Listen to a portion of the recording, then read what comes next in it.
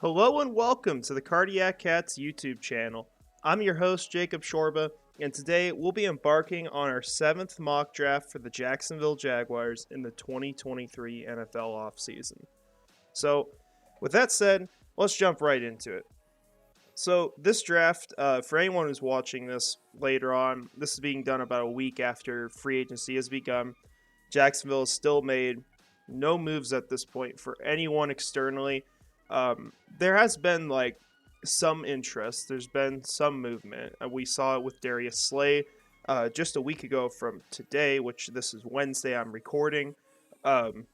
We saw them wanting to go after him, and it seemed like it was possible.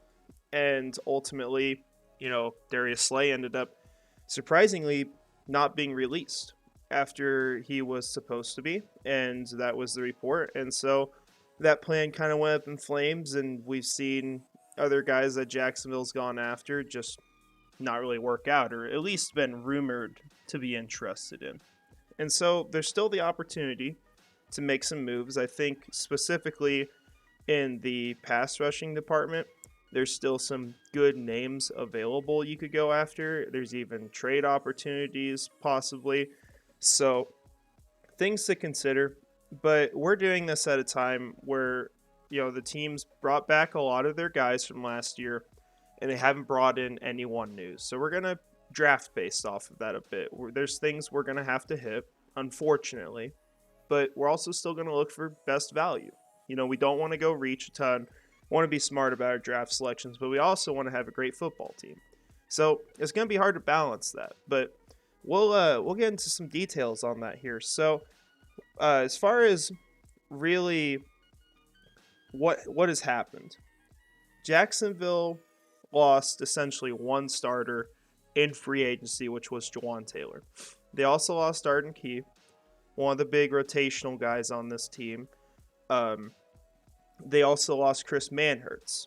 And then Shaquille Griffin was released, which really he was not much part of the team last year. So I don't really factor that into a huge loss from where the roster was last year, because a lot of the success came at a time where he was injured. But with Jawan Taylor, you've got a guy already on the roster who can replace him in Walker Little. The question is really getting that swing tackle, someone who can fill in, and really, I don't even know if you have to call it swing tackle, because you could just say backup right tackle. Because if Cam Robinson goes down, you're moving Walker Little to the left, right? And if Walker Little goes down, well, you're just replacing right tackle because that's what he was playing. So you really just need someone who can play that right tackle spot and do it at a decent level if you have an injury. So that's really the loss with Jawan Taylor. Arden Key, I think you can argue that Jordan Smith, who's already on the roster, is the replacement for Arden Key. Now, this team is also not re-signed Dewan Smoot, so, obviously, where Jordan Smith is now, he's not at the level of Arden Key. He can get there. He can also be better, and he can offer something the team doesn't have, which is a really good speed rusher off the edge. But ultimately, it helps to fill the need, but it doesn't get you all the way there to where you were last year. However, you can also consider that this team only had Arden Key in the playoffs as far as rotational guys. That was it. Jordan Smith was out all year, never got to see him on the field, and then Dewan Smoot went out with the Achilles tear at the end of the game against the New York Jets. So ultimately, I think you could argue that right now where the roster is, you are back to where you were in the playoffs as long as Jordan Smith plays how you expect him to. But that's also a projection, and we don't know that for sure. So you can argue that the guy's on the roster already, but it will be a place that we'll look to upgrade. And with tight ends, Chris Manhertz played a role with this team, but I don't think it's a role they absolutely have to have. It would be nice to get it, but you also look at how Doug Peterson's ran his offenses. He doesn't really bring in these tight ends that excel at blocking. The way he builds it is he builds it around these receiving threats. And ideally, he likes to have two receiving threats at the tight end position that he puts on the field a lot of the time. But I don't know if they'll go that route just because you have three really good receivers already. So, with that all said, I think like I said, the one starting role you have to replace is that nickel corner position. And then outside of that, there's going to be other positions we definitely want to add some depth to. I think we could look for splash players at these positions too if there's a really good opportunity. But you're looking at getting a right tackle, someone who can fill in behind Little, and ideally someone who could fill in left guard to start. That would upgrade that. That's a perk you want. You could also look at a tight end. Just adding some depth because right now it's Luke Farrell. That's the only guy you got behind. I think a contested catch receiver would be really big for this team, or really just any receiver that's young on a cheap contract that you can develop, because that's going to be an extremely expensive position for Jacksonville. And if you have to move on from one of your players, which most likely would be Zay Jones, and this is just theoretical, right? We don't want to move on from him. Ideally, he works out and plays great again next year, and we're just keeping him around on a fantastic deal, right? But it would be nice to get a young receiver because we did see injuries at that position. That did happen. So we need to get someone there if possible. And on the defense, I think it would be nice to get another edge rusher. I think that's important for this team. And if you have the opportunity, get another interior defensive lineman. Don't think that's the biggest of the needs, but it would be nice to land that. So, last thing I want to note, a lot of these drafts, we've gone after guys like Osiris Torrance, or if he fell, Broderick Jones. That's happened a lot. And while I love those picks and I really like those players, I think with what happened in free agency, it makes it really hard to go select them. Because unless they're going to make acquisitions, you're probably going to have a hole somewhere on defense. You're going to have a unit you're not feeling that great about. You can also argue that for the offensive line, but also the team's going to look at like, hey, Ben Barch played well at the beginning of the season. This is his final year. Let's give him an opportunity. And, that's okay if they want to go that route. And maybe Barch plays better than we saw, Tyler Shatley play in the playoffs. And actually, I'll just give you something to look at here. One of Ben Barch's games, or best games, this last year, shockingly, was against the Philadelphia Eagles. Posted one of his best pass blocking grades on the year. Second highest he had. That was against one of the best pass rushing units that the NFL has seen in a while. And so, I think for Jacksonville, you look at the way he played after that Washington game. You look at the fact that you do have Tyler Shatley behind him, and he can start if needed. He's not going to be a great starter, but he can come in a pinch. I'm not sure they're going to feel like they need to upgrade. If they do, that's great, right? But that probably won't be the route they go, and it might not be the best route now with all things considered, with the fact that they did not bring in another corner to this team. And I quite frankly don't think of the options available right now that there's someone you can bring in that you would feel comfortable starting in the slot that you think would be like really good there. They could address edge. That's one thing I'll throw out there. You could see that problem go away, but at the same time, this is a really good edge class. I'd love to get in on it. So now that we've talked about all this for a while here, we're going to jump right into this draft. And so if we've got an opportunity to trade around, we're going to take that. If we're trading back, we want to make sure it makes sense. I will have to set up that whole trade. I will have to choose who we trade back with.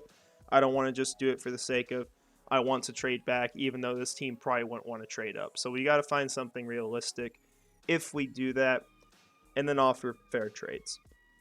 So we'll start moving through this. So nothing crazy off the bat. Perhaps Will Anderson falling. Got all the quarterbacks off the board. And there goes Miles Murphy. He'd be one guy that I think if somehow he starts to fall on draft day, I would move up for him. 100% would consider that. See Ojulari go really high, which I think, honestly, like Ojulari wouldn't be a terrible selection in the first round. It wouldn't be my ideal one, but He's a really talented player. Um, I mean, as a pass rusher, he's ridiculous. Like, I think, honestly, out of this entire class, he's probably the best pass rusher there is. So looking at this board, probably won't trade up for anyone. I don't see a reason to do it. So we're just going to skip to the pick. So you got some options here. Now, Lucas Van Ness, probably going to be gone earlier than this. And unfortunately, he's not someone I'm really crazy high on.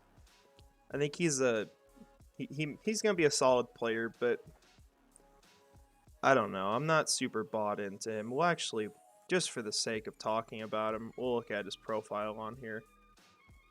I can't remember where I ranked him, honestly. Okay, 37. I mean, he's a guy who's got a lot of the physical profile that you're asking for. All those things you're going to want. He's not really going to have limitations on his game in that regard. But he's still an extremely raw prospect. You're getting another raw player in the first round at the edge position. And you're also getting a guy that you've got to ask yourself, why the heck wasn't he used more? You know, he was not on the field a ton for Iowa. And I think that's more so on Iowa, but there's things that really concern me about him with all that. I do think he can be great. I do think he could end up being the pick here and turn out well, but I wouldn't make that selection. I would rather, if I was going to get him, I would trade back and select him. Now, Michael Mayer, be a really nice pick. I don't think he's the best player on the board either, but problem mainly as well is just, you know, do you really need that position, and is that the kind of tight end that Doug Pearson wants to use? How's he going to fit into the system? You know, I think they can make it work for sure, but that's kind of how I feel about that. Brian Bresee, I don't have him ranked anywhere near this point. I didn't see a whole lot that I loved about his play on the field when he was on the field, and you can very easily, you know, give reason for that, because there were a lot of things going on in his life that just really screwed him over. And, I mean, you got to feel bad for the guy. He lost his sister as a college football player at that age. That's really early. I mean, it's awful for him. He suffered through injuries. Like, I understand it, but at the same time, when you're making a selection here, I don't buy him being the best player on the board at this point. Deonte Banks is also a great player. I think he's a really good corner. Not my highest corner here. It would probably be Cam Smith. But other than that, like, guys I would consider, I like Kincaid a ton. I think he's the best fit for Jacksonville. It's problem still, he's a tight end in the first round here. Osiris Torrance, player I've gone to all the time, right? We're not going to go to him this time. We're going to try to switch it up unless we're pretty much forced to. That's about all I'd consider in the first round at this point. So with this situation, I think we're going to trade back. We're going to try to trade to a team that's going to be looking for an edge rusher. So out of options here, and considering how many players are on the board, I think there's plenty of options we could go after. You know, worst case scenario, you're taking like maybe a Will McDonald here at a later pick. We want to accumulate selections. The Philadelphia Eagles, they took Devon Witherspoon. They also lost defensive linemen in this free agency period. They took a lot of hits. They also lost a guard in Isaac Sumalo. So I think there's plenty of options whether or not the AI actually picks that. So we're going to trade with the Philadelphia Eagles. We'll get a fair trade going here. So we're going to take 30 from them. And we're going to ask for their third rounder. Technically, they give us a little more value. They're also the team trading up here, but this is a really close trade as far as the value of the picks. So we're going to take that. I think that, and yeah, you see Lucas Van Ness go off the board. Just fair. That's a good pick there. So we're getting an extra pick, making a realistic trade here, which we have not made a trade back like probably ever on Walk the Mock unless it was a real-time draft. So I think that one makes sense. Now we're just going to go ahead and skip ahead. We're not going to trade up again here. So yeah, we see Osiris Torrance off the board, Brian Bresee. I also like Zay Flowers. Don't think it makes a ton of sense for Jacksonville, but still really talented player and a hard worker. Darnell Washington, great player to draft, right? But at the same time, not this early, and Deontay Banks would have been a great corner. Looking at this board, you've still got really good options at tight end, but the clear option here, out of who's available to me, has to be Cam Smith. Fantastic corner. Guy who's going to be versatile inside, outside. I think like a lot of what I see about him reminds me about Ramsey, and not in the bad ways. Because yes, like Cam Smith will talk a bit of trash, but I don't think he's doing that to an egregious level or anything that's going to hurt your team at all. And so, for Cam Smith, I think he's a great fit here because you can play him wherever you need to. He already has the experience. He's got a lot of the physical tools you want. You could argue like, hey, maybe he could be a little stronger, a little faster, but a talented player. Very talented player at this point. I've got him at 22 on my board right now. He plays with a lot of physicality. He plays press well, and he processes plays really good. He's very instinctive. As a player, it's really just tuning in things for him. He needs to try to avoid racking up as many penalties or being too over aggressive, taking calculated risks and good ones. So I love that pick there. I would have taken him at 24. He's a talented player. Getting him at 30th overall in this draft is really good. And now we got an extra third rounder, which is great. And I think that actually lines up really well with the value you saw Jacksonville trade up for last year, because they moved up 6 picks, right? And this is also moving up 6 picks for Philadelphia. We moved from 33 to 27. This is going from 30 to 24. So they're moving up to a higher point in the draft, same amount of positions. We gave up a 4th. I think we also gave up like a 6th rounder with that, if I recall correctly. And in this, they're giving up a late 3rd rounder. So pretty fair trade value. Now we're going to move pick by pick through here because I want to really watch these edge rushers, which is likely where we're going to go. And I think looking at the board right now, like you're probably looking at Will McDonald or Derek Hall. So we're going to watch those guys primarily. We'll also watch out for some other people. Dalton Kincaid, be a nice pick. I'd even consider DeJuan Jones. Keon White is another player. Probably shouldn't be listed as a DL, although he can kind of play all over. So he's still available at this point.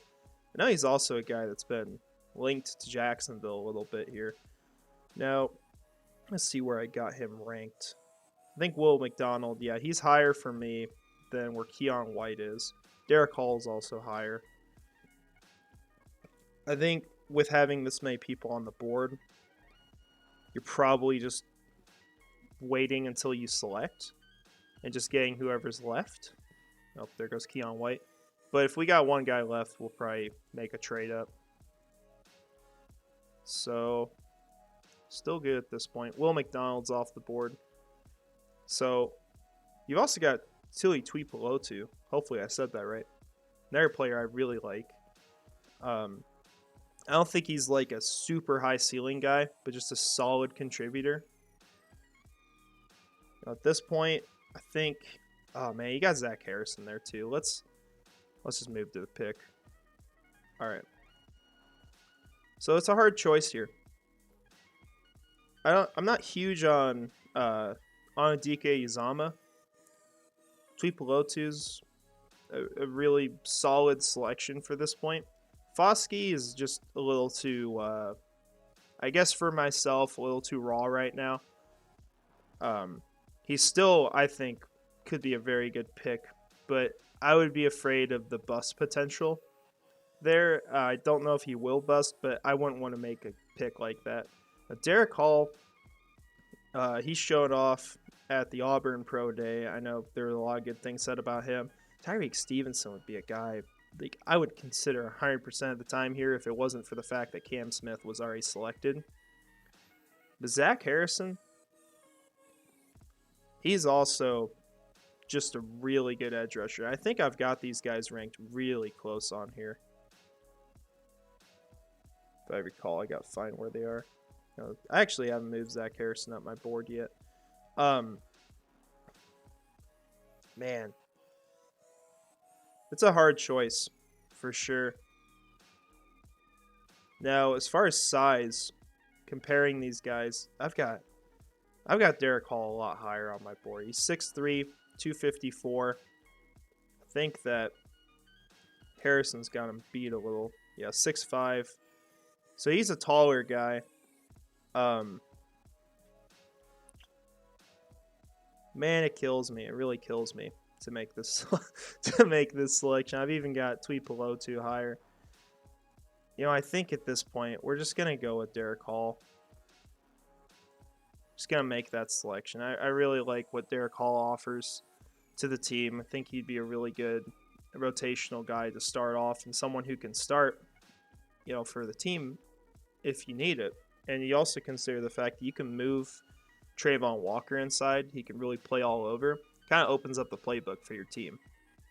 Steve Avila would have also been a really good pick there, and perhaps that's what should have looked at, because I think that's another option. If you go Steve Avila there, you've got 2 third-rounders, you got a lot of capital, you can make a move up for one of those edge rushers. So we're going to monitor things here and just kind of watch how it goes. I don't want to trade too far up the board, but I would definitely consider it. See Stevenson still here. Oh, it kills me. I would love to select him. And there's even a shot here that we could land both Hall and Harrison, as crazy as that sounds. So Harrison's off the board. I've seen the Titans doing this all the time. That's like their off-season approach, is just to take anyone Jacksonville would ever want. It seems like that's the case. So here, we're going to make a trade up.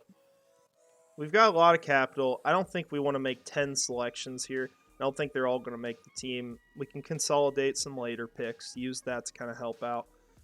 At this point, like, if we weren't looking at what's already been selected, like, Stevenson would be higher for me, but he really does. The problem is the value changes a ton because he's not getting played on the team. You know, he's not even going to have a starting role. You know, he would maybe the second year if you move on from Darius Williams, but do you want to move on from Darius Williams? I don't think so. So what we're going to do here, I think we'll package the 25th pick. Let's throw in 25 as well. 6-8. This is a lot of later picks. I'm not too worried about these, because these just got to get consolidated. Can't bring these many players home. And so you're giving up a 4th rounder to move up this far, but you're getting a guy I think is on the board for you at 56. So we're going to make that offer. A lot of moving around here, but Trent Baalke's done that in his history, so I don't think it's anything too crazy. So like I said, normally this is Tyreek Stevenson here. Like, this would be a steal for where to select him. But Cam Smith's already on the team. We already picked him up. There's surely other guys you could have considered. I think I would have waited longer to trade up for them. I mean, Tucker Kraft's a nice player. Gervon Dexter, I'd probably wait longer, but he's got a lot of the physical talent. It's really just a question of developing his game. And Bergeron would even be a solid offensive tackle. But here, we're going to upgrade left guard. Going to get another guy to throw in there. You know, it may not be the biggest absolute necessity, but I think it's important for this team to upgrade there. I think they can do better. And we're also going to challenge Ben Barch in doing that. Here's the thing, too. Worst case scenario. You have Ben Barch beat out Steve Avila. Avila sits the first year. Barch proves he's worth another deal, and you're moving on from Brandon Scherf. saving money there. Like, maybe that's the way that goes. I mean, too bad. Like, they're saving money and they got two solid guards. So, like, I think Avia is going to be really good. Barch isn't good enough to where I wouldn't select Avia. He's the best guy on the board as far as considering things you can actually use, because otherwise it would be Stevenson. But, I mean, for Avia, I think I've got him, 50 here. He's pretty high on here. He's my third interior offensive lineman behind John Michael Schmitz. I think he's good too, but he's also more of a center. I think Avia, it's just technical stuff. It's the knowledge. I've seen things where he won't pick up blitzes at times, and that sort of stuff, like, you can improve. You can work that out. And as far as his size, he has a very good physical advantage. Like, he's a strong player. Doesn't move amazing, but he still moves really well for his size. And so you can see him lose a little bit of weight. Like, that would probably be ideal, but you kind of want to balance that too. You don't want him to lose that competitive advantage he gets from his size and his strength. So Avia's our pick there. Really, at this point, you've got really good additions to your big defensive needs. And you've got your guard, and you've also picked up an extra third rounder. Gave up 2 sixths, gave up your fourth, but overall, I think you got better players than expected, and you've got a couple less picks, but it's really just the later ones you're giving up. So we move in one pick at a time here. Just kind of monitor who's here. If Dexter falls, he won't be bad, but I don't think he will. Yeah, we'll just go straight to the pick. Yep, and there he goes. So at this point, man, Voorhees would have been tempting too. I think he's going to fall a bit because of his ACL tear, which was a clean tear. So that's good. It's better for his recovery time, but you've obviously got Avia, and he is not an offensive tackle, by the way. Now, a lot of people like Blake Freeland. A lot of people are talking about him right now. He might be the direction that we would go here. Also like Jacqueline Roy as a defensive lineman. I just think he would be a solid contributor there. And at this point, kind of going too far down the board. There's not anyone that would absolutely blow me away. Although, actually, there's one name here that I would take. If he's not been sniped, which he might have been. Trying to look for Wanya Morris. There he is. All right. So, I think tackle is really important for this team to hit. You definitely want to try to improve that position, looking at the lack of depth there right now. You do not have a backup at this point. So, I think your two options you look at are Blake Freeland and Wanya Morris. Now, I did my research on Wanya Morris a little more this morning. He's more of a right tackle. That's where he's played. Freeland, I'm not exactly sure if he's left or right. I can't remember because it's been a little while since I've looked at him playing. So we'll see here. He's a left tackle. So, and while you value that position a little more, you're looking more for a guy you can fill on the right side to start. And ultimately, that makes more sense because if you're going to move on from one of your tackles, you're going to be moving on from Cam Robinson, right? And Walker Little's going to move over to your left side because you know he can play really well there. So I've got Wanya Morris, I think as 73 here, and we've got Freeland a bit lower at 88. I just think with Morris, he has these lapses in his game. He has points where he doesn't really play that great.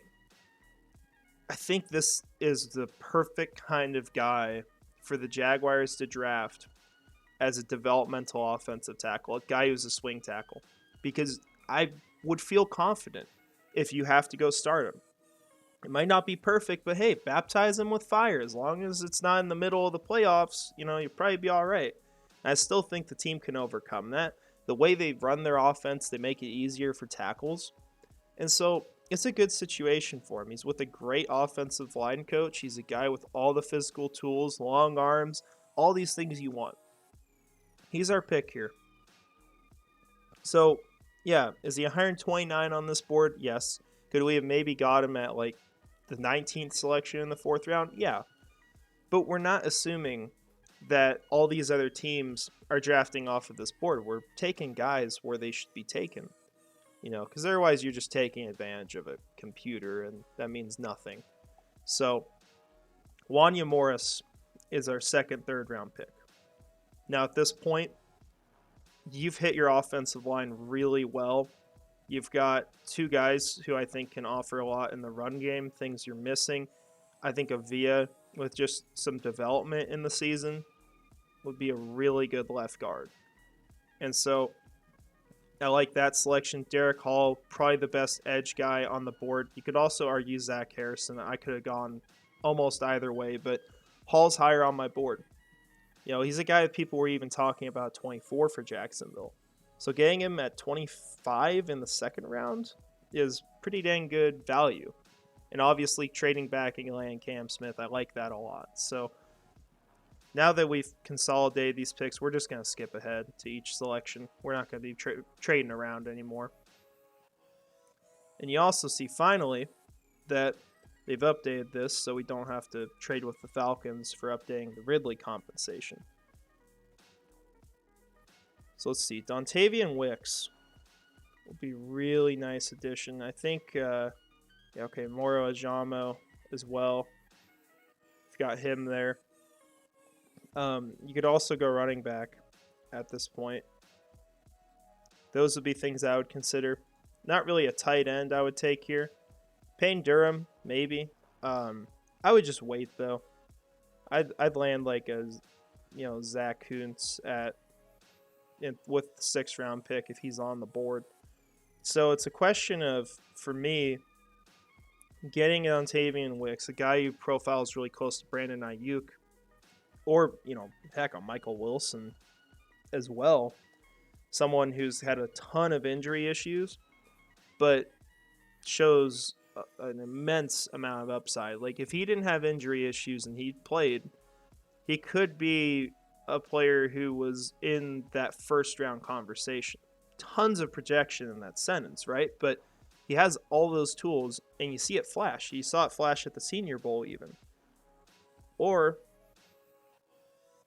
do you go after your defensive lineman, which I think Moro Ajamo should have been off the board, 2nd or 3rd round. And for me, I like getting that kind of receiver. I think you can just find someone in free agency. I think they might even bring back Marvin Jones. Let's add to the defensive line. That was a big issue last year. You want to improve that pass rush. You're adding in another edge. You're adding in another interior defensive lineman. That's nice. And well, actually, just for a moment here, I want to look at kind of where Moro Ajamo's played, because I think he's kind of played all over the defensive line. Yep. So you see that here with his snaps. Mainly inside, but you can move outside. You can put him there. So he's going to be more of a versatile guy, and I think that's good for this team, find that kind of player. So could have gone receiver, could have gone running back, but that's the route we're going to go.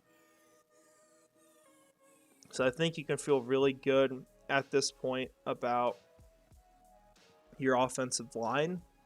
You didn't hit it immediately in the draft, but you got really good players at your selections. You really nailed it in the 3rd round. And for the defense, you hit your 2 biggest needs in the 1st and 2nd with really good prospects. So now at this point, let's see. See if we got anyone super interesting. We're probably just going to be taking random shots here. I don't know if we got a running back I'd like to go after. I think I watched a little bit of Ibrahim, and he was all right. You can maybe take him at this point. Daniel Scott kind of has that strong safety size. I'm kind of shocked he's a free safety on here because he's a taller guy. Usually your free safeties are a bit smaller. So maybe we go after him just to throw on some depth there. There's also Henry Bainavalu. Hopefully I said that right. Yeah, you add to your offensive line already. So maybe you don't go that route, but I don't think that would be an awful selection. Do we got anyone hiding at tight ends? Nope, not really. Yeah, at this point, probably go. Gotta find him.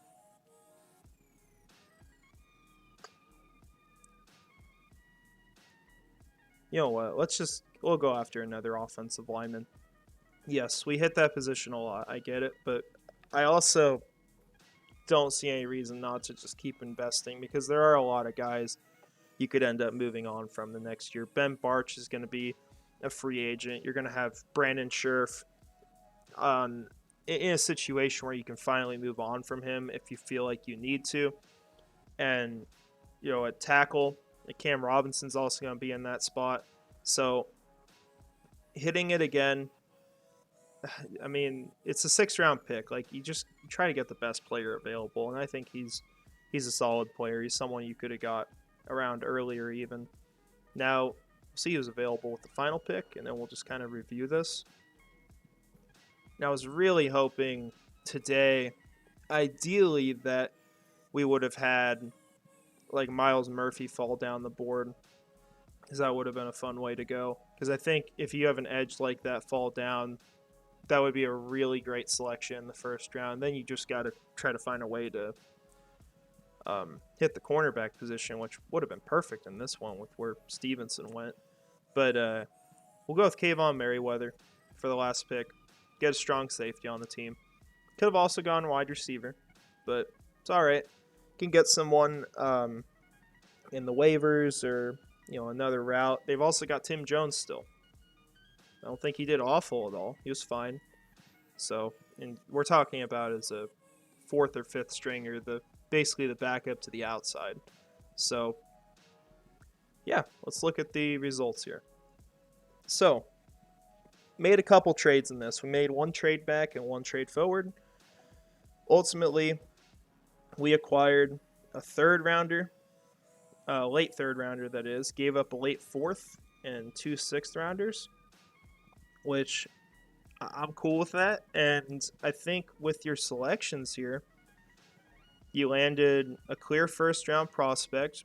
You got 2 guys that should be 2nd round prospects, 2 that should be 3rds, and then Bainavalu and Merriweather, still day 3 picks. But good value at those selections. So on your defensive side of the ball, you got your final corner. You got probably the perfect guy to do it when you look at the class. You could also make that argument for Brian Branch. You can make it for other guys that'll probably be off the board a lot earlier, like Devon Witherspoon. But Cam Smith makes a ton of sense for Jacksonville. Ton of sense for this team. And so you land him. You get another edge rusher to throw in. I think Derek Hall is going to be a really good player in the NFL, even if it takes a year. And you're still drafting for the long term. You're not drafting just for the year 1 impact. You'd like to have that, but if it's a better player long term, you're going to go after that guy. So you hit edge, and you also managed to get a really nice interior defensive lineman who can move to the ends of the line as well.